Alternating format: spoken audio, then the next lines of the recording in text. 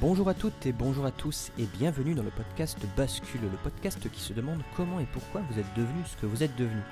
Mon invité du jour est nommé le moine futuriste, il s'agit de Bruno Marion. C'est à l'âge de 36 ans que Bruno a cette intuition sur le fait qu'il n'aurait pas d'enfant, en tout cas pas biologique. Suite à ça, il s'est demandé qu'est-ce qu'il pourrait léguer sur Terre qui pourrait être utile au plus grand nombre. C'est ainsi qu'il s'est mis à voyager de pays en pays pour partager ses outils qu'il nous partagera dans cet épisode pour nous rendre plus forts face au chaos qui nous entoure. Je ne vous en dis pas plus et je vous laisse avec ma conversation. Bon épisode. Bonjour Bruno, merci beaucoup d'avoir accepté mon invitation. Est-ce que tu peux te présenter en quelques mots? Bonjour, merci de me recevoir virtuellement, mais de me recevoir quand même. Écoute, moi, au-delà de m'appeler Bruno Marion, Oui. j'avais 36 ans, Mhm. c'est-à-dire il y a quelques années quand même. J'avais pas d'enfant Ok. et à ce moment-là, toutes les raisons de penser que je n'aurais pas d'enfant biologique en tout cas. Mhm. Et quand tu as 36 ans, tout le monde autour de toi a des enfants, Ouais. quasiment. Donc à chaque dîner, chaque vacances, chaque week-end, tout est là pour te rappeler et mettre en évidence ta différence. Mhm. Et du coup, cette différence a engendré deux choses en moi. La première, c'est, je crois, parce que j'avais pas la possibilité de concentrer à la fois tout mon amour et toutes mes anxiétés sur mes propres enfants, j'ai commencé à aimer dans une certaine mesure et surtout à m'inquiéter pour les enfants en général, d'abord les enfants de mes amis, et puis je crois assez rapidement, voilà, les enfants en général, ce qu'on traduirait maintenant plus probablement par quelle planète on va laisser à nos enfants. Mhm. Puis la deuxième chose que ça a déclenché, alors avec le temps, je me suis rendu compte que c'était un délire égocentrique, mais à l'époque, je me posais la question de quel allait être mon legs, qu'est-ce que Mhm. j'allais laisser à l'univers, puisqu'a priori, je n'allais pas laisser mon ADN. Et du Ouais. coup, alors moi, je bossais dans un très gros groupe international, j'étais directeur et commercial marketing dans ce groupe. J'avais déjà beaucoup voyagé, j'avais vécu en Asie, j'ai écrit des bouquins en Asie, et je crois que de ces voyages, déjà à l'époque, donc c'était il y a plus de 20 ans, j'avais déjà le ressenti. Mhm.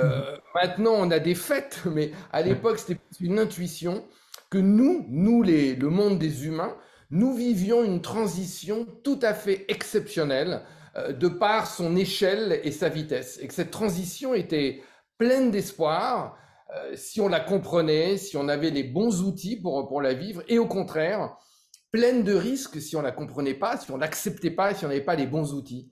Et donc, du coup, je me suis dit, ben voilà, Bruno, ça va être ça ta mission. Il faut que tu comprennes cette transition.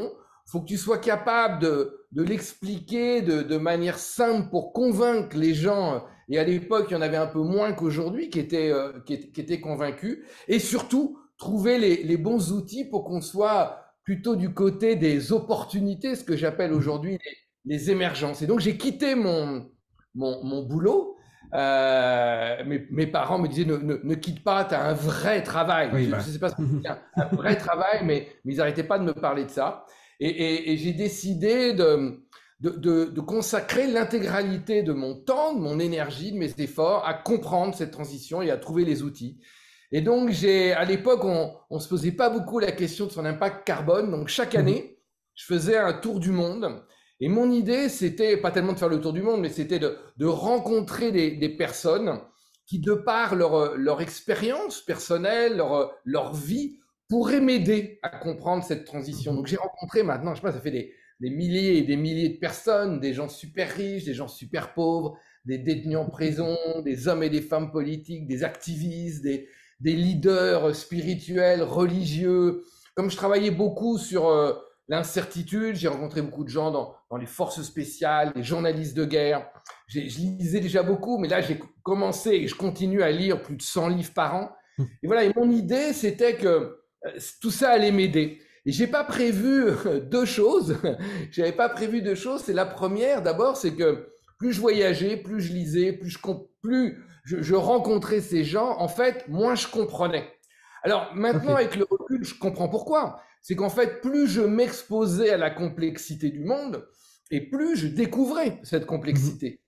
Et l'autre chose que j'avais pas prévue, c'est que toutes ces rencontres, tous ces voyages, je ressentais m'exposer à la souffrance du monde. Tu sais, je rencontrais des gens super riches qui étaient super malheureux, donc pour moi, ça n'avait pas de sens. Ils étaient Ouais. censés être heureux. Et à tel point qu'après plusieurs années, je me suis dit, mais attends, c'est peut-être mes parents qui ont raison, faut que je retrouve un vrai travail. Tout ça ne mène nulle part, je dépense de l'argent, j'en gagne pas beaucoup. On va arrêter les conneries.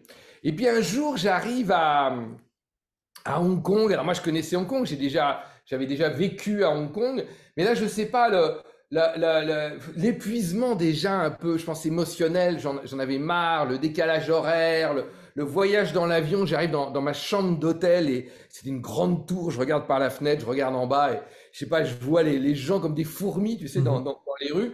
Et je me dis, mais qu'est-ce qu'ils foutent, quoi? Qu'est-ce qu'on fait? C'est quoi notre vie? C'est de courir d'un centre commercial à un autre centre commercial ou au bureau, quoi. Et je me dis, là, c'est foutu.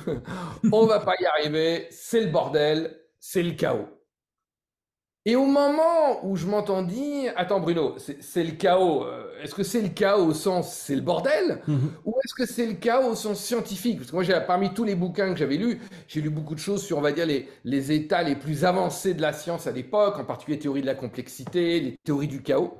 Et je savais que du point de vue scientifique, le chaos, c'était pas le bordel. Donc, du coup, je me suis dit, attends, faut que j'étudie le truc là. Donc, je suis rentré chez moi, j'ai fait mes devoirs, j'ai rencontré les spécialistes des théories de la complexité, théorie du chaos. Peut-être que certains d'entre vous connaissent pas quelqu'un en France comme Edgar Morin. Alors, je savais pas qu'à l'époque, plusieurs années plus tard, j'écrirais un livre avec Edgar Morin qui s'appelle Prospective d'un monde en mutation. Donc, je suis super fier parce qu'à l'époque, pour moi, c'était tout simplement impossible. Et de tout ça, je suis arrivé à la conclusion que oui, le monde dans lequel nous vivons est devenu plus incertain parce qu'il est devenu chaotique au sens scientifique du terme.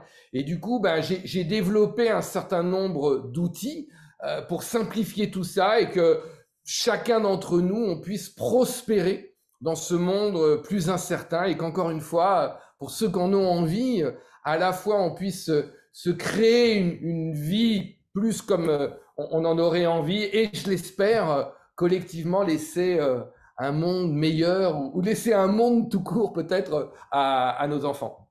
Ok, ce sacré parcours. Mais du coup, de ce que tu me dis, il y a cette envie de partage, cette envie de comprendre. Et du coup, tu as été un petit peu victime de plus on pense connaître quelque chose, moins plus on se rend compte de l'immensité de ce qu'on ne sait pas. Est-ce que, comment dire, j'arrive pas à trouver les mots. Comment est-ce que tu as ressenti, on va dire, cette forme d'épiphanie qui t'a amené à faire ce que tu as fait? Tu sais ce que tu dis, ça me rappelle, moi j'ai écrit plusieurs bouquins sur les cultures asiatiques et je me souviens d'une des premières fois où je suis allé au Japon et j'ai oublié qui, mais je me souviens de quelqu'un qui me dit, tu sais, un gars qui vient 3 jours au Japon, il écrit un bouquin sur la culture au Japon. Quelqu'un qui vient 1 ou 2 ans, il se pose la question et quelqu'un qui vient 10 ans, il écrit plus rien parce qu'il sait vraiment plus quoi dire. Et ça, c'est vrai, comme tu l'as dit, pour beaucoup de choses. Et en même temps, faut pas s'arrêter. C'est-à-dire que moi, je pense que quelqu'un qui a vécu, et il y a plein d'exemples, qui a vécu 10 ans au Japon ou moins, peut écrire des choses qui vont, bien sûr, ça sera incomplet. Et plus on découvre le monde, plus on découvre quelque chose, plus on se rend compte à la fois de la progression de notre connaissance du sujet et de notre infiniment petite connaissance par rapport à la taille du sujet. Et en même temps, on peut trouver des choses à partager. Donc moi, l'épiphanie, si tu veux, il y a eu deux choses. Il y a eu d'abord cet événement que j'ai raconté, c'est de te dire, attends, il y a peut-être un truc. Et là, honnêtement, je sais pas, ça a été décrit par plein d'autres découvreurs. C'est un truc un peu subtil, une sorte d'intuition de se dire il y a quelque chose, et puis qui souvent s'avère être rien du tout. Mais là, simplement, j'ai suivi le fil, et clairement, après, je suis arrivé, on va dire, au-delà du subjectif, à des éléments objectifs, reconnaissables par moi, mais surtout par d'autres, qui permettent d'affirmer aujourd'hui que le monde dans lequel nous vivons est devenu chaotique. Donc il y a une sorte d'épiphanie brève et incertaine, et après il y a quelque chose de beaucoup plus lent et qui se confirme par contre petit à petit. Ok, ouais. Bah, généralement, c'est dans des autres personnes que j'ai pu interviewer ou rencontrer, généralement, c'est comme ça. C'est comme si il y a un moment où ça fait vraiment un effet waouh, comme ça. Et après, ça se consolide, jusqu'à arriver à ce qu'on appelle l'évidence. Et aujourd'hui, tu es arrivé à cette conclusion que le monde était chaotique. Est-ce que tu penses, enfin, j'imagine qu'il y a, est-ce que tu penses qu'il a toujours été? Ou est-ce que justement c'est plus prépondérant aujourd'hui dû à l'avènement technologique notamment? Alors, oui, d'une certaine manière, bien sûr, le monde a toujours été chaotique. Le monde dans lequel nous vivons aujourd'hui est beaucoup plus chaotique Mhm. et d'un ordre de grandeur qui change tout pour essentiellement, pas uniquement, essentiellement trois raisons. Le nombre, la connexion et la vitesse. Mhm. D'abord, le nombre. Nous n'avons jamais été aussi nombreux sur Terre. Il y a Mhm. 150 ans, on était à peu près 1 milliard sur Terre. Ouais. Là, aujourd'hui, récemment, on a passé officiellement les 8 milliards. On est 8 fois plus en 150 ans. Alors là, on est tous les deux seulement à se parler, mais imagine qu'on soit 8 fois plus nombreux, Mhm. qu'on soit 16 dans Ouais. cette rencontre. Je dis pas ça serait mieux ou moins bien, je dis simplement ce serait différent. Mhm. Et bien le monde c'est pareil, le monde est différent simplement parce que nous sommes 8 fois plus nombreux. Mhm. Si tu regardes l'évolution de la population humaine, ça reste très stable. Bien sûr, à l'époque, il y a déjà des guerres, Bien des sûr. pandémies, des crises, mais ça reste très bas. Et au cours des 150, 200, allez, 300 dernières années, la révolution industrielle, globalement, ça explose. Mhm. Si je voulais faire un très très mauvais jeu de mots, je pourrais dire que l'être humain est un virus qui, lui, a Ouais. vraiment bien réussi. Mhm. Donc, première chose, c'est explosion du nombre. Deuxième chose, c'est explosion de la connexion. Non seulement il faut imaginer qu'on est 8 fois plus nombreux, mais en plus, tout le monde parle en même temps Mhm. pendant notre call. Et c'est exactement ce qui est en train de se passer. Depuis 2014, il y a plus de téléphones portables sur Terre que d'êtres humains. Il y a Ok. plus de la moitié des êtres humains qui sont connectés à Internet. Mhm. Et il y a d'autres formes de connexion également. On vit beaucoup plus en ville, donc on est beaucoup plus proches les uns des autres. Mhm. Alors ça peut être des connexions très faibles, hein, c'est pousse-toi de là ou démarre, laisse-moi passer. Mhm. Imagine que si tu habites au milieu de nulle part, tu n'as pas ce type de Ouais. connexion. Mhm. Donc explosion du nombre et explosion de la connexion. Nous n'avons jamais été aussi nombreux, nous n'avons jamais été autant connectés. Et rien que ça, dans les théories de la complexité, les théories du chaos, on parle d'explosion du nombre d'agents connectés. Alors un agent, c'est pas un gars avec un képi, enfin mais c'est un truc qui interagit avec un autre truc. Voilà, c'est la seule définition un peu compliquée. Un agent, c'est un truc qui interagit avec un autre truc, et un système, c'est un ensemble d'agents, c'est-à-dire que c'est un ensemble de trucs qui interagissent avec d'autres trucs. Voilà, c'est les deux seuls mots un peu Ouais. compliqués que je pourrais utiliser. Donc rien que ça, cette explosion des agents connectés, cette explosion des êtres humains connectés peut créer ce qu'on appelle un état chaotique. Mhm. Et en Ok. plus, il y a autre chose, c'est la vitesse et l'échelle. La question que tu me poses, mais est-ce qu'avant on n'était pas déjà chaotique, si tu veux, c'est la première question qu'on me pose quand je suis dans un dîner avec Ah, des amis. j'imagine, ouais. Mais Bruno, tu crois qu'on vit une époque incroyable parce que c'est ton époque. Mais il y a 200 ans, il y a 2000 ans, il y a 20 000 ans, peut-être que les gens aussi y croyaient vivre une époque et une transition Mhm. tout à fait inimaginable. Alors si quelqu'un te dit ça, bien évidemment, il faut répondre oui, bien sûr. Oui. Nos ancêtres ont vécu des transitions inimaginables. Ça fait absolument aucun doute. Mhm. La différence avec la nôtre, c'est l'échelle et la vitesse. Aucune transition n'a impacté autant de gens en si peu de temps. Mhm. Ça fait une bonne dizaine ou plus d'années que je mets au défi à quiconque de trouver une transition qui a touché autant de gens en si peu de temps. Personne n'a trouvé. Si tu regardes les grandes transitions précédentes de l'humanité, c'est quoi? Quand on est passé de chasseur-cueilleur à agriculteur-éleveur, par exemple. Ce qui change tout, hein. Avant on était nomade, on devient plutôt sédentaire, enfin autant qu'on le sache. Mhm. Cette transition s'est passée sur des milliers d'années ou des dizaines de milliers d'années. Et point très important, n'a pas touché tout le monde au même moment. Ça n'a pas impacté tout le monde au même moment. La deuxième grande transition, je pourrais dire que c'est de l'agriculture-élevage à, je ne sais pas, on va appeler ça l'industrie-commerce ou Ouais. la révolution industrielle. Elle s'est passée non plus en milliers d'années, mais en centaines d'années. Mhm.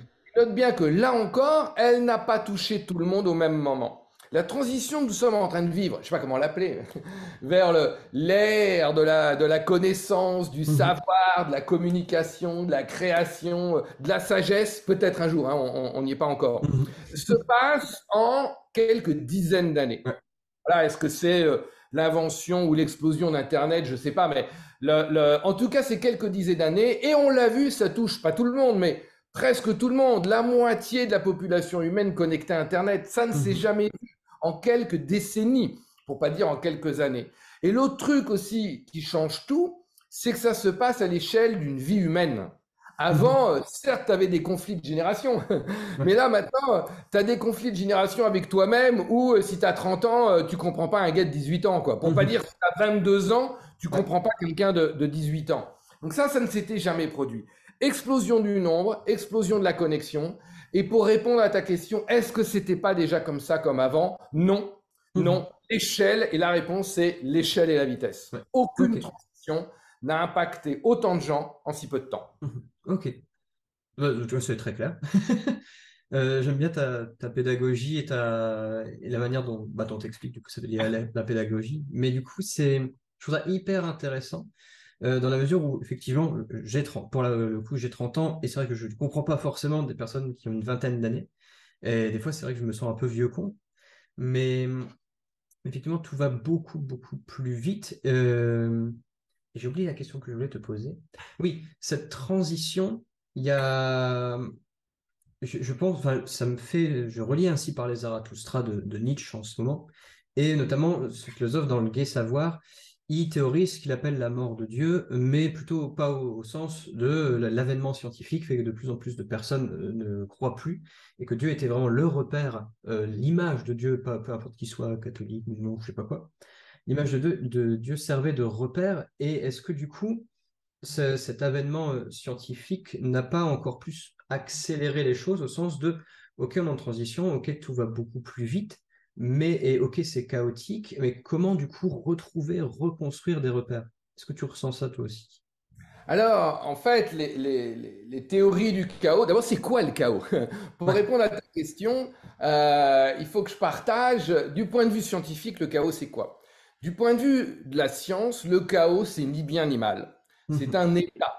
C'est comme l'eau, hein. L'eau peut avoir plusieurs états. L'eau peut être liquide, solide, gazeuse. Et bien de la même manière, un système, tu te souviens quand j'ai défini le système, un Ouais. ensemble de trucs qui interagissent avec d'autres trucs, un système comme l'eau Mhm. peut avoir trois états. Et je vais te les décrire très rapidement. Un système peut être à l'équilibre. Autant que je puisse juger, tu as l'air à peu près équilibré. On ne se connaît pas encore assez. Peut-être qu'à Ouais. l'intérieur, ça l'est moins, mais tu as l'air à peu près équilibré sur ta chaise. Alors en Mhm. fait, tu bouges un peu, et moi aussi, hein, parce que Ouais. l'équilibre parfait, c'est la mort hein, Mhm. dans le vivant. Donc l'équilibre, je vais symboliser ça, toi, par une droite qui bouge pas. Mhm. Si je venais te pousser sur ta chaise, tu résisterais, moi je pousserais un petit peu plus Mhm. fort, donc tu te mettrais à osciller. Comme une balançoire, tant que tu la pousses, elle oscille sans jamais trop s'éloigner de l'équilibre. C'est un peu comme un thermostat. Si tu as le chauffage chez toi, s'il fait trop froid, le thermostat met le chauffage. Quand il fait trop Mhm. chaud, il arrête le chauffage, la température redescend, etc. La température oscille, comme la Mhm. balançoire, la température oscille sans trop s'éloigner de l'équilibre. Ça, c'est ce qu'on appelle, faut pas retenir ça, des systèmes linéaires. Mhm. L'équilibre ou bouger, osciller, pas trop loin de l'équilibre. Mhm. Un système linéaire, une fois qu'on l'a compris, on peut le prévoir et le contrôler. C'est ce que fait le thermostat. Ouais. Alors nous, notre cerveau est très habitué, parce que c'est ce qu'on a appris à l'école, et que beaucoup de systèmes sont linéaires. Donc voilà, on aime bien comprendre, on aime bien contrôler, même dans le management, par exemple. Mhm. Une grande part du management, c'est prévoir et contrôler. Et Mhm. ça marche quand on est dans un système linéaire, c'est-à-dire quand on est à l'équilibre ou, dans la pratique en général, pas trop loin de l'équilibre.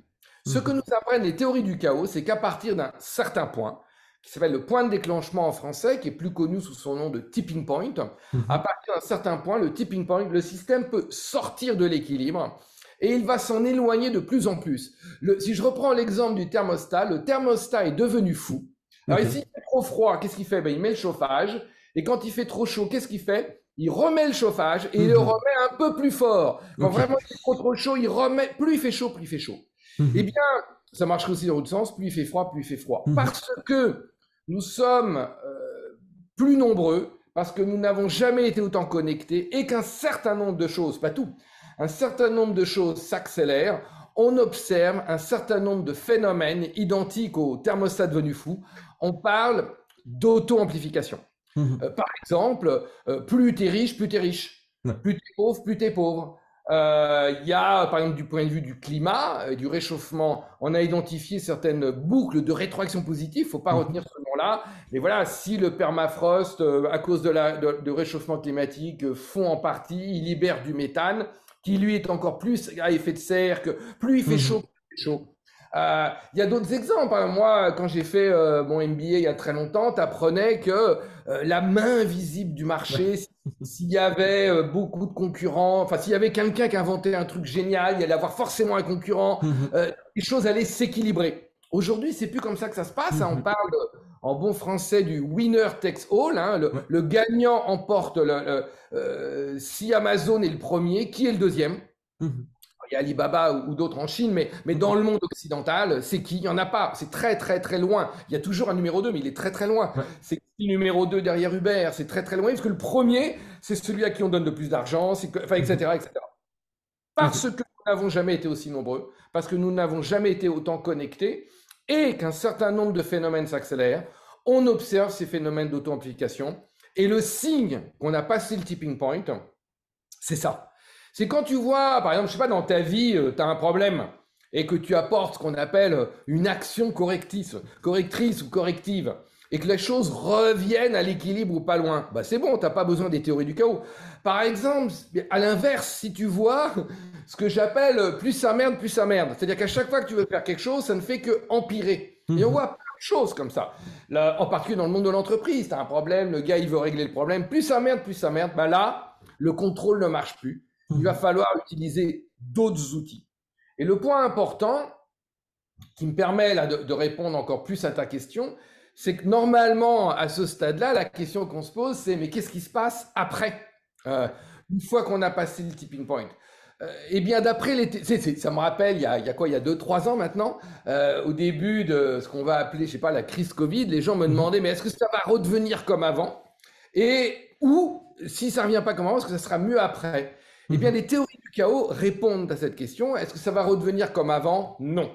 Alors ça, pour le Covid, on a vu qu'il y a quand même un certain nombre de choses qui ne sont pas redevenues comme avant, le télétravail, enfin, il y a des tas de choses.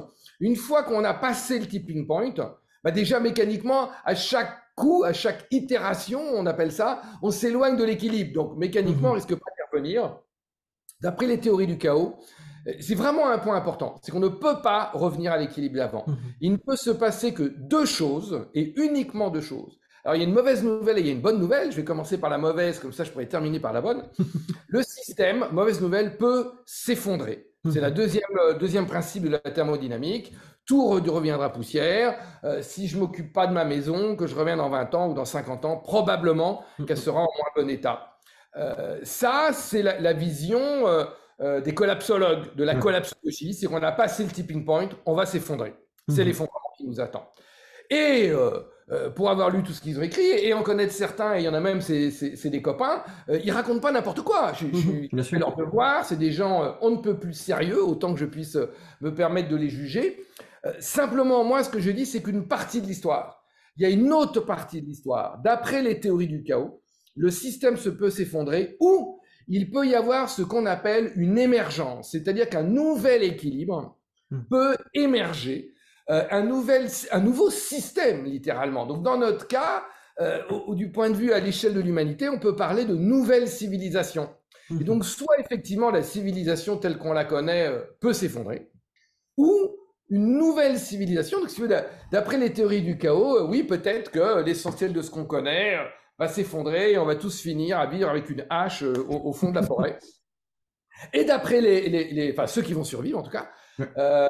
Et d'après les théories du chaos, il peut y avoir une autre version de l'histoire qui est une nouvelle civilisation peut émerger où nos enfants auront accès à une nourriture saine, abondante, durable, accès à des soins gratuits ou pas chers, disponibles pour tout le monde, une éducation qui leur permettrait d'apprendre ce qu'ils ont envie de faire de manière sympa. Et ça tombe bien parce que ce qu'ils ont envie de faire, c'est ce qui servirait à l'humanité. Voilà. D'après les théories du chaos, c'est possible. Et une civilisation, c'est quoi? Une civilisation, c'est une manière de vivre ensemble. Hein. Alors, quand je raconte ça, là aussi, en général, dans les dîners avec mes amis, hey Bruno, tu es un doux rêveur. Alors, c'est mon insulte préférée. Hein. Simplement, ma réponse est que nous sommes le résultat de ces émergences. De l'atome à la molécule, de la molécule à la cellule vivante, de la cellule vivante à l'organisme vivant, etc. Jusqu'à ce que certains veulent croire tête comme le nec plus ultra de la complexité, l'être humain. Donc voilà, ma conviction, c'est qu'aujourd'hui on est là. Parce que j'observe plein de choses dans le monde qui me laissent penser que on a passé le tipping point dans un certain nombre de domaines, y compris le climat, l'économie, la politique. La politique, par exemple, plus tu es à droite, plus tu es à droite, plus tu es à gauche, plus tu es à gauche. Enfin, les choses s'extrémisent dans plein de pays. Et qu'aujourd'hui, on est face à ça. On a le choix de se préparer avec sa hache au fond de la forêt, à stocker du riz et je sais pas, ou œuvrer, et moi c'est mon choix, à la fois à convaincre et les autres et à essayer de faire ma petite part dans ma vie, à favoriser les émergences. Ok, c'est hyper intéressant. Ça me fait penser à plein de trucs. Mon cerveau il est en train de faire des connexions un peu partout. Mais du coup, par rapport à ce que tu dis, je vois plusieurs choses. Je vois, si on reprend un petit peu l'histoire très brève histoire de l'humanité, on se rend compte qu'il y a toujours eu en fait ce cycle de création, destruction, création, création, destruction, création, destruction, création, etc., etc. Il y a eu, on est passé du polythéisme au monothéisme. Il y a eu le miracle grec qui ensuite a laissé place à un déclin pour aller avec la Rome, etc., etc. Et j'ai l'impression que par rapport de ce que tu me dis des théories du chaos, ce qui est amusant, avec des guillemets, c'est que on a cette sensation de chaos, alors que tout autour de nous, du point de vue des lois de l'univers, eux sont très équilibrés. Enfin, c'est ce qui laisse entendre au sens où la Terre continue de tourner selon son axe. Enfin, ça ne change pas, la gravitation ne change pas, etc. Donc il y a à la fois, j'ai l'impression, une espèce d'ordre naturel, apparent, en tout cas, mais une vie humaine imprégnée dans le chaos. Oui, alors pour moi, il y a deux choses très importantes à observer et à comprendre. Encore une fois, la première, c'est l'échelle. Oui, il y a eu des tas de choses cycliques et il y a je ne sais pas combien de livres qui montrent que alors selon le bouquin, tous les 900 ans, tous les 450 ans, tous les... Et de fait, il y a des choses cycliques. Le jour, la nuit, les saisons, il y a des choses cycliques, ça existait et ça va continuer. Il y a une différence énorme, c'est que compte tenu du nombre et de la connexion, c'est pas la première fois qu'il y aurait une civilisation qui s'effondrerait. On pense qu'on en est à 6 ou 7. La première ville dans l'histoire de l'humanité à avoir atteint 1 million d'habitants, c'est Rome. Autant qu'on sache, hein, on va peut-être découvrir un jour une civilisation, mais autant qu'on sache, bien documenté, ils marquaient tout à l'époque, les Romains. Et ça donne une idée du niveau de complexité. Faut nourrir, transporter, etc., etc. 1 million d'habitants. Quand Rome s'est effondrée, en 450 après Jésus-Christ à peu près, la population de Rome est passée de 1 million à 30 000 en une trentaine d'années. 1 million, 30 000. C'est-à-dire que quand ça s'effondre, ça s'effondre. Maintenant, le point important à comprendre, sur lequel je voudrais insister, c'est que d'abord, ça a pris 30 ans. Rome ne s'est pas fait en un jour, ne s'est pas défait en un jour. Et le point encore plus important, c'est que, j'y étais pas, mais je peux imaginer que ça a assez peu influencé les Chinois, les Japonais. Oui, ouais, c'est clair. Même si Rome, c'est un empire énorme, c'est resté très localisé. Aujourd'hui, si tu veux, l'effondrement de la civilisation humaine, ce ne serait pas l'effondrement de la civilisation occidentale ou indienne. Non, ça serait l'effondrement de la civilisation tout court. Okay, c'est la première fois dans l'histoire de l'humanité que le niveau à la fois de nombre d'êtres humains et de connexion entre ces êtres humains ferait que s'il y avait un effondrement, ce serait un effondrement à l'échelle planétaire. Est-ce que tout le monde disparaîtrait ou pas? C'est pas ce que je suis en train de dire. Il n'y a jamais eu d'effondrement de civilisation à l'échelle de la planète. Autant qu'on sache. Autant qu'on sache. Humain, en tout cas, d'effondrement humain. La deuxième chose, c'est, oui, la Terre continue à tourner, je l'ai dit, après le printemps, l'automne, etc. Et en même temps, là aussi, on parle d'anthropocène. C'est la première fois où, de manière, je crois, relativement confirmée et objective, l'être humain a un impact plus que significatif sur, on va appeler, la marche de la nature. C'est-à-dire que jusqu'à, il y a, je ne sais pas, 150, 200 ans, on va dire avant l'ère industrielle, l'être humain était un des éléments de l'écosystème. Aujourd'hui, nous sommes toujours un des éléments de l'écosystème, mais qui est capable de détruire l'écosystème. Alors, il était capable de le détruire déjà, on va dire qu'il y a eu un premier tournant avec les armes nucléaires. Mais là, il n'y a même pas besoin d'armes nucléaires. C'est-à-dire qu'avec nos comportements de tous les jours, on est capable de détruire l'écosystème.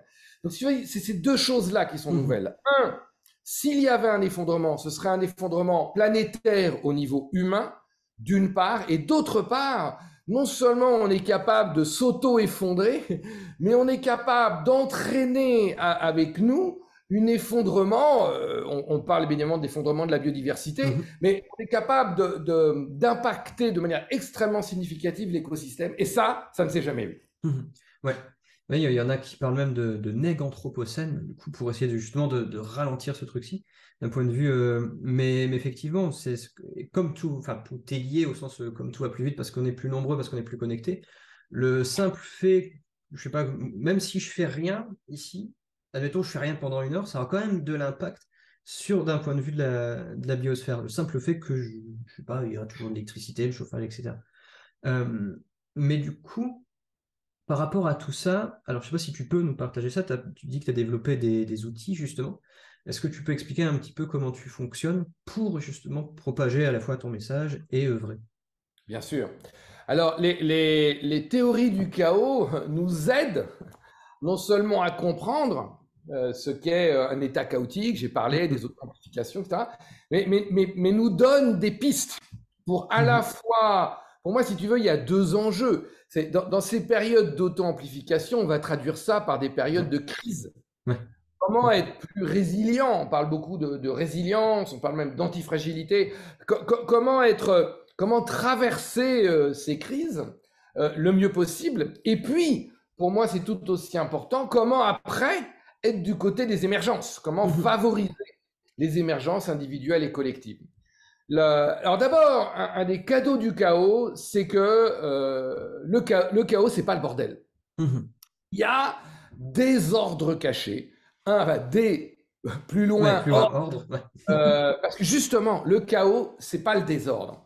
Dans la vie, dans la nature, il y a le désordre, le hasard, on peut rien prévoir. Alors il y a peut-être des effets statistiques, mais on peut rien prévoir précisément. Et puis de l'autre côté, il y a l'ordre. Par exemple, les systèmes linéaires dont j'ai parlé tout à l'heure, une fois qu'on les a compris, on peut les prévoir et les contrôler. Le désordre, on ne peut pas prévoir. L'ordre, on peut prévoir. Eh bien, le chaos, c'est un 3e état. C'est ça qui a valu un prix Nobel, comme un Prigogine, par exemple. C'est un état où, à la fois, on ne peut pas prévoir et où, en même temps, il ne se passe pas n'importe quoi. Alors, je répète, il y a le désordre, on ne peut pas prévoir. L'ordre, on peut prévoir. Le chaos, on ne peut pas prévoir, et en même temps, il ne se passe pas n'importe quoi. Il y a un ordre caché, ça s'appelle un attracteur étrange. Et bien, ça, c'est une inspiration pour ce qu'on peut faire. Je pense qu'on ne peut pas prévoir ce qui va nous arriver individuellement et collectivement dans les années ou les décennies à venir. Et en même temps, on peut faire en sorte, dans notre vie personnelle et nos vies collectives, de faire en sorte qu'il ne se passe pas n'importe quoi, en créant son propre attracteur étrange. Et ça, c'est comment on fait ça? Eh bien, c'est d'être clair sur où on a envie d'aller. Tu sais, l'attracteur étrange, tu avais déjà entendu ce nom-là? Pas du tout. La plupart des gens n'ont jamais entendu ça, et je pense que c'est un des plus beaux cadeaux de la science de ces 50 ou 70 dernières années. Alors, comme la plupart des gens ne connaissent pas, souvent j'utilise des métaphores. Alors, une métaphore, une analogie, c'est pas exactement la vérité, mais ça aide le cerveau à comprendre. Je sais pas si tu as déjà fait du vélo ou de la moto dans le sable. Mais si tu fais du vélo dans le sable, qu'est-ce qui va se passer? Quand tu arrives dans le sable, ton guidon se met à osciller. Alors, en général, qu'est-ce qu'on fait? Ce qu'il ne faut pas faire, on se concentre sur le guidon, on essaye de contrôler, et là, ça oscille de plus en plus jusqu'à l'effondrement, appelé autrement la gamelle. Tu retrouves le truc de tout à l'heure, hein. Ah oui, bien sûr. On arrive dans un milieu instable, il y a des phénomènes. Donc, et le truc pour pas tomber, peut-être que tu le connais, c'est il faut regarder loin devant. Il faut regarder un point fixe, et là, comme par miracle, je ne sais pas si c'est ton cerveau, tes muscles, et comme par miracle, hop, tu arrives à sortir du truc. Eh bien, l'attracteur étrange, c'est comme le point fixe. Aujourd'hui, dans ce monde incertain et chaotique, il est absolument indispensable d'avoir ce point fixe. C'est dans le monde d'avant, tu pouvais avoir un rêve, mais ce n'était pas obligatoire. Si tu étais fils de paysan en Ardèche, il y a 100 ans, probablement, statistiquement, tu deviendrais paysan. Alors, bien évidemment, il y a des gens qui avaient des rêves, qui partaient à Lyon, à Paris ou à l'autre bout du monde, qui faisaient autre chose. Ça n'était pas statistiquement représentatif. Statistiquement, tu étais fils de paysan, tu allais devenir paysan. Aujourd'hui, mais qu'est-ce qu'on va devenir dans 1 an, dans 5 ans, on ne sait pas. Donc, si dans le monde d'avant, le rêve n'était pas indispensable, dans le monde d'aujourd'hui, le rêve est absolument indispensable. Et j'ai même envie de pousser le bouchon un peu plus loin en disant que dans le monde d'aujourd'hui, si tu n'as pas un rêve clair, un jour tu vas te réveiller et te rendre compte que tu travailles ou que tu œuvres pour le rêve de quelqu'un d'autre et que c'est peut-être pas forcément compatible avec le tien. Donc un rêve, c'est simplement se poser la question. Et si tu veux, tu pourras le partager. J'ai un article, c'est gratuit, hein, mais comment clarifier ses rêves en 1 heure ou en quelques heures, mais on peut le faire en 1 heure.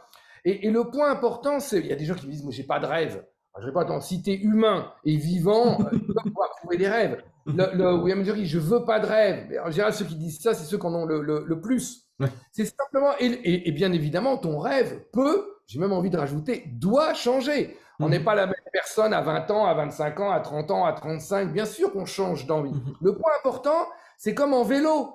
Il te faut un point fixe. Si tu as envie d'aller à droite, mais tu vas changer de point fixe. Le point important, c'est que si tu veux pas te casser la gueule, il faut un point fixe. Premier cadeau du chaos, c'est l'attracteur étrange. Mon conseil, c'est dans ce monde incertain, soyez très clair sur votre rêve. Et encore une fois, tout le monde n'a pas envie d'aller sur Mars, tout le monde n'est pas Elon Musk. Ton rêve, c'est peut-être d'avoir une maison, je sais pas où, d'être marié, d'avoir des enfants, ou surtout pas, j'en sais rien. C'est simplement d'être clair sur ce dont on a envie et d'être capable de le partager avec soi-même, avec les autres si on en a envie. Le deuxième cadeau du chaos, c'est que dans un monde chaotique, on peut avoir de très gros résultats en changeant des toutes petites choses, en les répétant. Tu te souviens les phénomènes d'autamplification, un petit truc, ça grandit, ça grandit, ça grandit. Ça, là, par contre, peut-être que tu le connais, c'est ce qu'on appelle l'effet papillon. Un petit phénomène s'amplifie, s'amplifie, s'amplifie, s'amplifie et peut avoir un énorme résultat.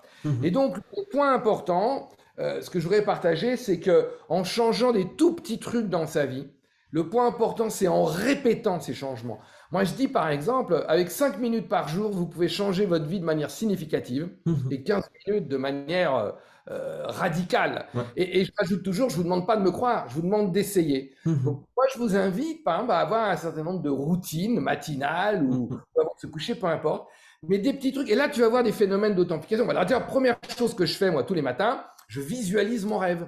Donc moi, j'ai un rêve à 1 an, j'ai un rêve à 20 ans, je me vois, ça peut être par exemple votre journée idéale, dans 1 an, dans 10 ans, voilà, je serai là, je ferai ci, je vivrai avec telle personne, dans tel endroit, je ferai ça.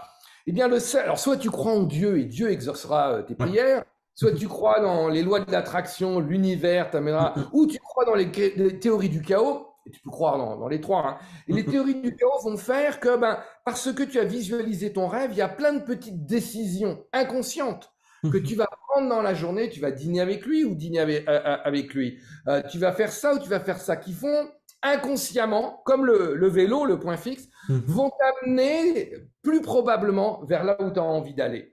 Donc, mon premier conseil, c'est d'être un rêve, d'être très clair sur son rêve. Et mon deuxième conseil, c'est d'avoir un ensemble de petites routines, 5 minutes par jour. Moi, par exemple, je vais te donner 2 exemples, par exemple, mes routines préférées. Donc, la première, c'est je visualise mon rêve. Une de mes autres routines préférées qui a peut-être le plus changé ma vie, c'est l'exercice de gratitude. Tous les jours, je me pose la question. Donc, moi, je le fais le matin.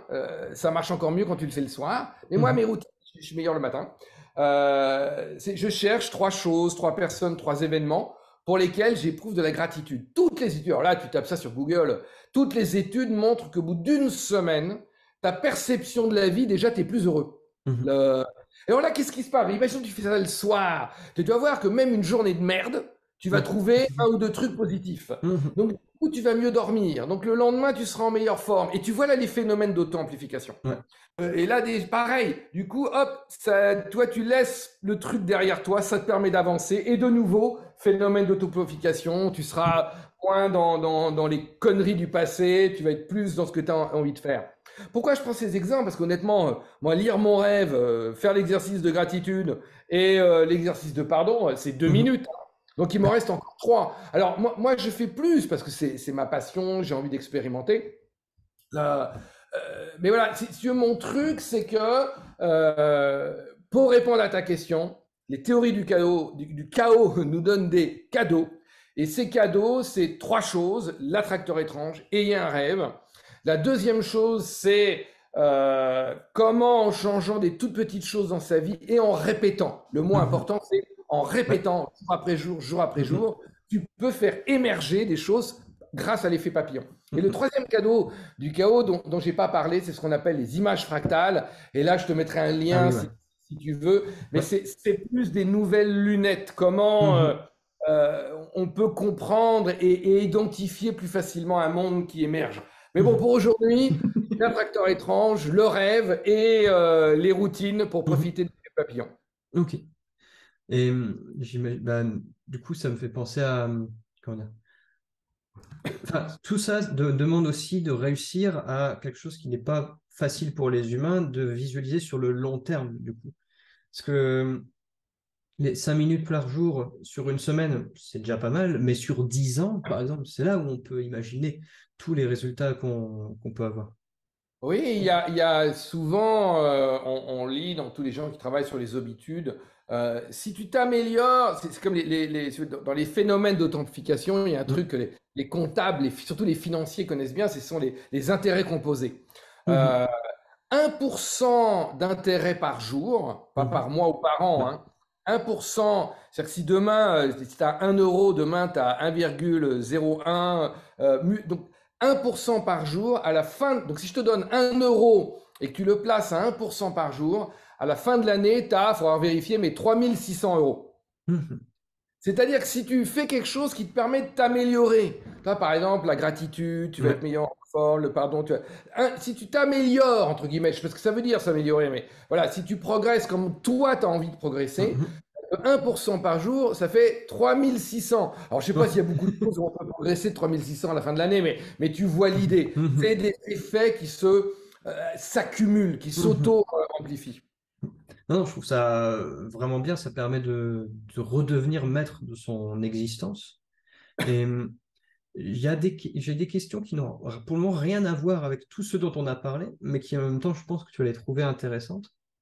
J'espère. Parmi toutes les choses que tu me dis, ce que j'aime poser à mes invités, c'est est-ce que si tu te replonges un petit peu dans ton enfance, pas forcément la petite enfance, mais vraiment, on va dire 10 ans, est-ce qu'il y a des similitudes finalement avec ce que tu fais aujourd'hui ou l'état dans lequel tu étais? Ce qui me vient à l'esprit, peut-être le point commun, c'est... moi, je me souviens quand j'étais petit, tu parles de 10 ans, moi je pense que ça a même commencé avant. Je pense que j'avais déjà cette envie de comprendre. Toi. Le truc qui me vient à l'esprit quand tu me poses la question, c'est que moi, ce qui était une punition, c'était d'être, tu sais, quand il y a des grands repas, que tes parents invitent des amis qui ont des enfants, c'est d'être à la table des enfants. Pour moi, c'est une véritable punition. Moi, je voulais aller à la table des grands, mais pas pour parler, pour écouter. Voilà, et j'ai souvenir de ça tout petit. J'écoutais, voilà, pour moi, c'était ça. Et moi, j'ai toujours ce truc-là d'être à la table des grands. Bon, maintenant je suis grand et vieux, mais je continue, si tu veux, être émerveillé d'avoir la chance de fréquenter des milieux super différents, des cultures différentes, des gens qui ont des visions différentes, des croyances différentes. Parce qu'à là, chaque fois, je suis comme le gamin à la table des grands. Je suis là, je les écoute. Des fois, je me dis, mais c'est n'importe quoi. Des fois, je me dis, mais c'est incroyable, je n'avais pas pensé à ça. Donc voilà, le point commun, je pense que voilà, c'est de garder cette curiosité. Tu parlais voilà, qu'à 30 ans pouvait être un vieux con. J'ai écrit un article aussi sur mon blog sur les dangers de la vieux-conisation et comment l'éviter. Je pense qu'on peut pas, mais comment le ralentir. Et je pense qu'un des trucs, c'est de garder cette curiosité. Donc voilà, je pense que je suis resté curieux. Ouais, et je trouve que on dit souvent que c'est un vilain défaut. Je trouve pas du tout. Au contraire, il y a tellement de choses dans le monde sur lesquelles on peut s'émerveiller, ou même on doit s'émerveiller, je trouve, qui, comment dire, on vit, on parle aussi du désenchantement du monde, le fait que comme tout a une explication, bah, s'il n'y a plus de magie, etc. Alors que je trouve qu'au contraire, découvrir ces explications-là redonne un petit peu de magie au monde. On dit, ah, mais comment c'est possible? Mais c'est trop bien, et surtout qu'on peut l'expliquer. Et est-ce que cette curiosité, elle va de pair avec une journée type? À quoi ça ressemble une journée type de Bruno Marion? S'il y en a une. Oui, alors à la fois il y en a, il y en a pas. J'hésite un peu à répondre parce que j'ai essayé de convaincre tout le monde de faire 5 minutes de routine par jour. Ouais. Là, si je commence à te dire, moi, ma journée type, les gens vont dire, ah mais oui, d'accord, mais enfin, lui, il a le temps. Et c'est vrai, moi, Ouais. j'ai que ça à foutre. Hein. Le mois il a que ça à foutre. Donc, encore une fois, je vais expliquer, mais je sais pas, c'est comme si, je sais pas, t'as envie de faire du tennis. Je sais pas pourquoi je prends cet exemple, parce que je fais pas de tennis, mais voilà, si tu as envie d'être un bon joueur, peut-être même de faire un peu de compétition, mais tout le monde va pas être Roger Federer. Bien sûr. Maintenant, Roger Federer, il s'est entraîné je sais pas combien d'heures par jour, et tu peux te prendre du plaisir et progresser au tennis sans être Roger Federer. Je me rends compte que c'est un peu prétentieux, parce que maintenant, ce que je vais raconter, c'est comme si je me comparais à Roger Federer. Il me paraît quand même être un peu prétentieux. Moi, ma journée type, c'est je me lève, en général pas trop tard, je petit déjeune. Après mon petit déjeuner, je fais ma toilette. Après ma toilette, j'ai une première série d'exercices physiques. Je sais pas, c'est une quinzaine de minutes. On va dire que c'est 15 minutes, j'ose pas dire de yoga, parce que mais c'est des mouvements qui viennent du yoga. Enfin, c'est 15 minutes. Ensuite, je médite pendant 30 minutes. Ok. Après ma méditation, j'ai une autre petite série d'étirements et de mouvements, surtout pour le cou, parce qu'après la méditation, tu bouges pas trop. Et après, donc ça, c'est 30 minutes de méditation, plus, je sais pas, 5-10 minutes. 5 minutes, c'est pas très très long, là, ces exercices. Ensuite, je lis. Ouais. Et mon idée, c'est que je lis au moins 15 minutes par jour. Tu sais, les gens souvent me demandent, mais comment tu fais pour lire 100 livres par an? Bon, la réponse est très simple, hein. Il y a deux réponses. Un, tu lis au moins 15 minutes par jour. Et si tu lis 15 minutes par jour, tu vas voir, à la fin du mois, tu as lu 2 bouquins. Hein. Ouais.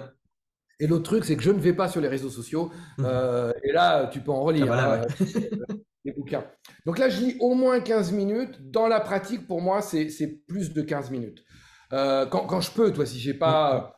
Donc voilà, donc ça, tu vois, j'ai en général une bonne partie de ma matinée qui est prise avec mes routines et une grosse partie de lecture. Donc ça m'amène à 10h, à 11h ou à midi, selon les cas. Et bah, soit je suis dans un moment où, par exemple, je veux créer quelque chose et donc, je sais pas si je veux écrire un article, si je travaille sur un nouveau livre, je vais souvent faire ça après ce moment-là. Donc, en milieu, fin de matinée, c'est le moment où je vais être plus inspiré. Ensuite, tôt ou tard, je vais déjeuner. Et l'après-midi, ça va être réservé au moment plus faire les choses, je sais pas, répondre à mes emails, payer mes factures. Enfin, moi, déjà, ça c'est un peu automatisé, mais enfin, tu vois, tous les trucs, préparer une conférence, faire mes calls avec les clients pour préparer la conférence. Alors, moi, mes journées type peuvent être très transformées les jours où j'ai des conférences, si je dois aller à l'autre bout de la France ou ou plus loin, ou à l'autre bout du monde. Toi, ça va changer, il va y avoir des voyages, des trucs comme Mhm. ça. Mais bon, la plupart de mes journées types sont comme ça. Et puis, si je devais conclure pour l'après-midi, c'est 3 fois par semaine, je fais de la musculation. Donc, à chaque fois, Mhm. ça peut près 1 heure. Et 1 à 2 fois par semaine. Maintenant, je repasse à 2 fois par semaine. Je fais de la cardio. Donc, en général, pour moi, Mhm. c'est du jogging, mais ça peut être, Ok. il fait pas beau, du vélo à l'intérieur. Mhm. Voilà un peu ma journée type. Je voudrais, en conclusion, redire ce que j'ai dit en introduction. Je ne suis pas en train de dire qu'il faut faire ça. Mhm. Non, non, je suis en train de dire qu'il faut faire 5 minutes par, Ouais. par jour. Bah oui, progressivement, les 5 minutes peuvent devenir 10 selon la vie, enfin 10, 15, 20, selon la vie qu'on a envie de mener après, quoi. Mais je trouve ça intéressant de voir si il existe des journées types chez les personnes que j'interviewe. Parce que souvent, je vois, je reçois beaucoup de messages sur Instagram de personnes qui disent, OK, j'aimerais instaurer des routines, mais je ne sais pas par où commencer. Je ne sais pas quoi Hmm. faire, etc. Je voudrais méditer, je ne sais pas comment. Bah, en fait, il faut juste faire des fois, tout simplement, et c'est comme ça que ça se crée. Euh, Est-ce que avec toutes les réflexions, les lectures et les rencontres que tu as faites, oui, c'est la bonne conjugaison, tu as une vision sur l'avenir du monde du travail? Et si oui, laquelle? Hmm. Euh, Alors d'abord, je ne sais pas si je suis bien placé pour parler d'un monde que globalement, si on parle du monde, comme on dit, corporate, ou du monde des grandes Mhm. entreprises, ou d'entreprises que j'ai quitté il y a plus de 20 ans. Ouais, Donc maintenant, je le connais en tant que touriste. Tu vois, oui. je viens voir comment ça se passe, je discute avec les gens, je fais une conférence, un séminaire et je m'en vais. Mhm. J'y reste pas. Alors, à la fois, ça donne une position pas privilégiée, parce que tu n'es pas complètement dedans, et ça donne une position qui a des avantages, parce que ça te permet d'être une sorte d'observateur Mhm. extérieur. Bah, qu'est-ce que j'observe d'abord? C'est d'immenses transformations. Mhm. J'observe que la plupart des jeunes avec qui j'échange se reconnaissent pas du tout dans ce monde de l'entreprise tel que moi je l'ai connu. Mhm. Que non seulement ils s'y reconnaissent pas, mais pour les plus anciens, ils la quittent. Ouais. Pour les plus jeunes, ils ne la rejoignent pas. Et en particulier, ce qui me frappe, c'est que c'est les meilleurs qui rejoignent pas ce monde-là. Ouais. C'est-à-dire que moi, je suis d'un âge où quand tu étais bon à l'école, tu allais faire une terminale scientifique et puis après, tu allais faire une école d'ingénieur ou médecine. Et si tu étais bon, tu allais faire, je sais pas, Polytechnique, etc.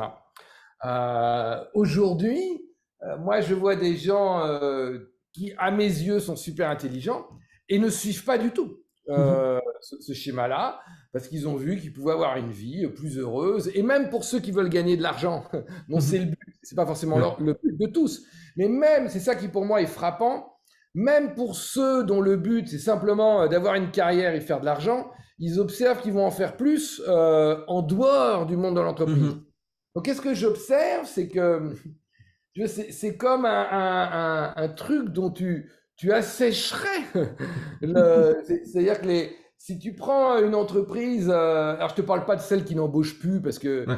ne veulent plus embaucher, mais alors celles qui embauchent plus, il ne reste plus que des vieux. J'ai rien contre les vieux, hein. Mes amis et pères, je vous aime et vous respecte. Mais et celles qu'embauchent, ils n'embauchent pas les meilleurs. Parce que Ouais. les meilleurs, ils ne veulent pas Oui, bien venir. sûr. Voilà, donc je pense qu'il va y avoir des transformations. Il y a déjà des Mhm. transformations. Et je pense que c'est pas fini. Et puis je vois des tas de gens comme toi qui prennent une autre voie qui n'existait pas quand moi Ouais. j'avais 20 ans ou 30 ans. Mhm.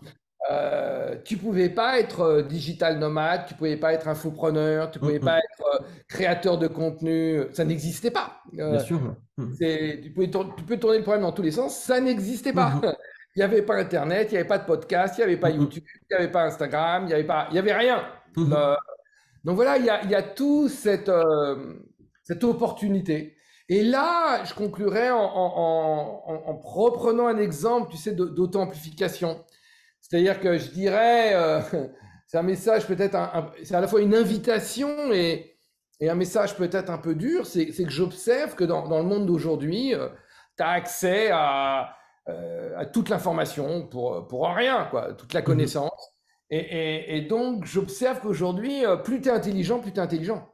Le gars, toi, il y a 30 ans, si tu étais d'un pays de l'Afrique, que tes parents n'étaient pas riches, la probabilité pour que tu sortes de ton milieu n'était pas très élevée. Je ne dis pas que c'est facile aujourd'hui, mais un smartphone, ça coûte 40, 50 $, 50 euros, ce qui est cher. Enfin, je veux dire, si tu peux accéder à ça, tu vas avoir accès à toute la connaissance, dont la plus grande part est gratuite, ce qui n'était pas accessible. Et donc, si aujourd'hui tu sais trouver l'information, la qualifier, la sélectionner, l'organiser, comment la mémoriser, comment savoir la retrouver, plus tu es intelligent, plus tu es intelligent. Et moi, je vois vraiment des gens, et surtout des jeunes, mais des fusées, quoi. Je les vois devenir de plus en plus intelligents. Et ça marche aussi dans l'autre sens, c'est plus t'es con, plus t'es con. Et donc, je vois, ça va pas plaire à tout le monde, mais je vois un nombre de jeunes et de moins jeunes, hein, de gens de mon âge, complètement TikTokés, Facebookés, Instagrammés, et ils sont, pour certains, complètement cons. De mon point de vue, je m'autorise ce jugement. Mais oui, je dis aux auditeurs, si vous passez, tous ceux qui t'écoutent, 8 heures par jour sur TikTok, ça va pas, votre état cognitif va pas s'arranger. Ah oui, non.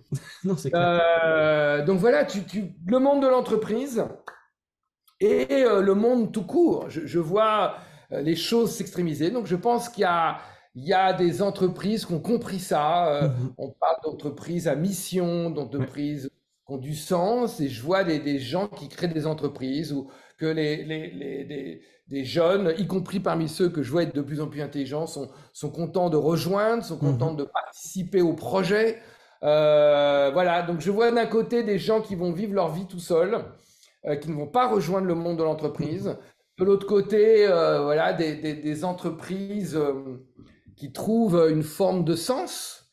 Et voilà, ça fait un peu pompeux de dire mission, mais c'est pas forcément une mission sociale, ça peut l'être. Mais et je vois des gens rejoindre, d'avoir envie de rejoindre ces entreprises. J'ai même pas envie de les entreprises, les appeler des missions, des collectifs. Et puis je vois des dinosaures en train de s'effondrer, quoi. Oui, ça suit la logique de tout ce que tu as dit depuis le début de notre émission, finalement. Ça épouse ces émergences ou destructions. Il me reste 3 petites questions à te poser, si tu veux bien. Est-ce que tu aurais ou des livres à conseiller, en plus des tiens? Des lectures. Ouais. Alors, je sais que je vois ta bibliothèque. J'imagine que ça doit être difficile de Non, choisir. et là, tu vois rien parce que je suis débarrassé de la quasi-totalité de mes livres. Et donc, j'ai gardé... attends, je vais essayer de montrer ma bibliothèque. Ça va tout, je ne sais pas si ça tourne. Voilà. Ouais. Là, encore, là, on voit pas grand-chose.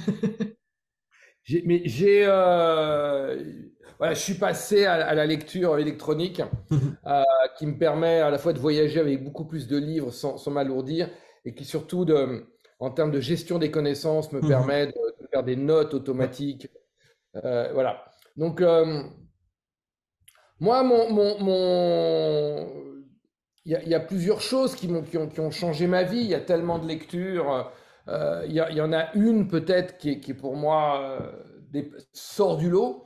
C'est tout ce qu'a écrit un auteur américain qui s'appelle Ken Wilber, qui est le fondateur ou le diffuseur de quelque chose qui s'appelle l'approche intégrale et qui pour moi sans conteste est l'approche philosophique la plus avancée. Si tu veux, l'être humain a toujours utilisé 3 choses pour comprendre le monde et pourquoi il était là. C'est les religions ou la spiritualité, la science et la philosophie. Et selon les époques, il y a eu un domaine qui a été plutôt dominant. Alors on va dire que depuis 2000-2500 ans, la religion et les spiritualités ont plutôt dominé et dominent encore dans beaucoup d'endroits. La science a dominé, au moins dans le monde occidental, depuis, je sais pas, 200 ou 300 ans. Et puis la philosophie a dominé plus dans des poches géographiques et historiques. Moi, je pense que les trois sont utiles et importantes. Et donc, moi, je viens plutôt d'un univers scientifique, je suis ingénieur. C'est pour ça que moi, je suis parti des théories du chaos, des théories de la complicité, aussi parce que ça touche beaucoup les Occidentaux qui baignent là-dedans depuis 200 ou 300 ans. Et donc, je me suis intéressé à ce que je ne connaissais pas, à savoir la philosophie, où je connaissais rien du tout, et les spiritualités, la religion, où je connaissais quasiment rien. Et en particulier, je me suis intéressé aux spiritualités non occidentales. Donc, comme j'ai passé beaucoup de temps en Asie, voilà, j'ai eu la chance de découvrir ce qu'elle pouvait apporter, et la philosophie. Et je suis arrivé à la conclusion que voilà, ce qui aujourd'hui était le nec plus ultra en termes d'approche philosophique, qui pour le coup reprend aussi la spiritualité et la science, c'est l'approche intégrale. Donc voilà, je conseille un livre de Ken Wilber. Il y en a deux qui me viennent à l'esprit, qui sont les plus simples pour rentrer. Celui qui donne vraiment des tas d'exemples pratiques, c'est Pratique de vie intégrale. Et il y en a un autre qui s'appelle La vision intégrale. J'ai mon dernier article, je pourrais te donner le lien si tu veux. Le dernier article sur mon blog, c'est sur l'approche intégrale. Puisque j'ai mon ami Elliot Meunier, qui a fait 8 vidéos, je crois, et gentiment, il a accepté. Donc, vous pouvez aller aussi les voir sur le site d'Elliot ou sur la chaîne YouTube d'Elliot. Mais en français, vous ne trouverez pas mieux sur les proches intégrales. Et donc, c'est 8 vidéos, mais qui sont assez courtes, qui sont super bien faites. Et Elliot, il est plus jeune que moi, il est bien meilleur en vidéo. Donc voilà, mon conseil de lecture, et en l'occurrence de lecture YouTube éventuelle, c'est peut-être le meilleur moyen, le plus rapide pour rentrer là-dedans, c'est soit vous allez sur la chaîne YouTube d'Elliot Meunier, soit vous allez sur mon site web, brunomarion.com, et vous verrez mon dernier article, voilà, j'explique ça. Donc, mon conseil de lecture, c'est un livre de Ken Wilber. Ok, et je mettrai du coup dans la description la chaîne d'Elliot, qui, oui, j'avais reçu sa newsletter où il explique tous ces choses. Je ne l'ai pas encore vu, mais il faut. Et je mettrai tout ça en description. Est-ce qu'il y a un conseil au toi d'il y a 10-20 ans que tu te donnerais? Alors, 20 ans, c'est quand j'ai décidé de quitter le monde de l'entreprise et de suivre mon chemin. Donc, je dirais, putain, te prends pas trop la tête, quoi, vas-y. Je repense toutes les questions, les angoisses, comment je vais faire pour vivre. À l'époque, j'avais acheté un appartement qui était loin d'être payé. Comment je vais faire pour... Donc, il y avait des questions très pratiques, quoi. J'avais 36 ans. Comment je vais payer, comment je vais vivre, enfin voilà, des trucs super pratiques, des angoisses, qu'est-ce que je fais de ma vie, je vais être un raté. Voilà, je me dirais, ouais, vas-y, arrête de nous emmerder avec tes questions. Voilà, vas-y, tu verras bien, qu'est-ce qui va arriver. Ça se trouve, tu meurs demain d'une maladie inconnue. Voilà, vas-y, quoi. Donc là, voilà, c'est ça le conseil que je donnerais. Comme je suis plus vieux, je pourrais donner un conseil à celui de 40 ans, ou il y a 30 ans. Il y a 30 ans, lis plus. Et pas à TikTok ou Facebook ou Instagram. Non, lis des livres. Je vois comment tout ce que j'ai lu et voilà, si tu lis pas du tout, lis un livre par an. C'est déjà énorme. Si tu lis un livre par an, putain, essaye d'en lire 2 ou 3. Mais je pense que dans le monde actuel, incertain, c'est la capacité à lire des choses à temps long et de retrouver cette capacité. Je pense que ça va être une clé de compréhension, pour pas dire de survie dans ce monde incertain. Ouais, je pense que garder son attention, son focus, faire des sessions de deep work, pour reprendre Cal Newport, c'est une compétence qui sera clé. Là où tout le monde essaye de capter notre attention, et humainement, évidemment, ils arrivent à capter notre attention. Mais c'est pour ça que des formats comme le podcast sont... Je me souviens d'une conversation avec un ami jeune, dont je tairai le nom, donc que je voyais passer des heures et des heures sur Instagram et sur YouTube. Et que ce soit clair, sur YouTube, il y a des trucs absolument incroyables. Alors, autant je ne suis pas convaincu par TikTok. J'ai eu des conversations, des gens qui disent tu peux apprendre des trucs sur TikTok, etc. Ouais, ok, peut-être. Maintenant, je pense qu'il y a d'autres moyens beaucoup plus efficaces. Je suis pas convaincu par que tu puisses apprendre grand-chose sur Instagram, certainement pas sur Facebook, et certainement pas sur Snapchat, enfin, etc., etc. Sur YouTube, oui, bien sûr, il y a des chaînes passionnantes, il y a mes conférences, donc forcément, des choses intéressantes, mais surtout, il y a les conférences d'autres, enfin, il y a des cours, il y a des trucs passionnants. Mais encore une fois, comme tu l'as dit, le but de YouTube, c'est pas de te rendre intelligent. C'est que tu passes du temps sur YouTube et tu l'as dit, c'est de capter ton attention. Et cette conversation, je me souviens avec cet ami qui me disait, mais attends, moi, j'ai compris l'algorithme de YouTube, je sais hacker l'algorithme de YouTube. Et moi, je lui disais, tu sais, je pense qu'il y a 3 types de personnes. Il y a l'immense majorité qui a rien compris à tout ça. Sont les idiots utiles. Et là, moi, je suis fasciné par tous les... Parce que là, on parle des jeunes, mais des gens de mon âge. C'est beaucoup plus grave. Eux, ils n'ont aucun espoir de sortir. Ils deviennent complètement abrutis. Moins sur TikTok, eux, ils sont sur Facebook. Quoi, mais c'est pareil, c'est pareil. Donc, peut-être tous ceux, de toute manière, ils n'ont rien compris à tout ça. L'économie de l'attention, ils n'en ont jamais entendu parler. La dopamine, ils ne savent pas ce que c'est. Donc, ça, c'est la grosse majorité. Après, tu as les gens qui sont suffisamment arrogants pour croire qu'ils vont être plus forts pour que l'algorithme. Et puis, tu as les gens qui sont suffisamment humbles pour dire, attends, qui peut lutter contre des mecs qui ont des moyens illimités, qui embauchent les meilleurs en neurosciences, en psychologie, les meilleurs au monde, qui sont capables de les payer n'importe quelle somme qu'ils leur demandent. Non, personne n'est capable de lutter contre ça. Et donc, le seul moyen, c'est de se protéger. C'est de se mettre des limites. Voilà, si tu veux t'amuser sur TikTok 20 minutes par jour, pourquoi pas. Plus, je pense que ça commence à être dangereux. Voilà, c'était une stratégie, tu sais ce que tu vas chercher sur YouTube. Ok, mais si tu es sur YouTube depuis 3 heures et que c'est l'algorithme, puis tu as cliqué, tu te rends compte, non, là, faut arrêter. Voilà, je sais pas pourquoi j'ai raconté ça, mais voilà. C'était au conseil que tu te donnerais le plus. Conseil,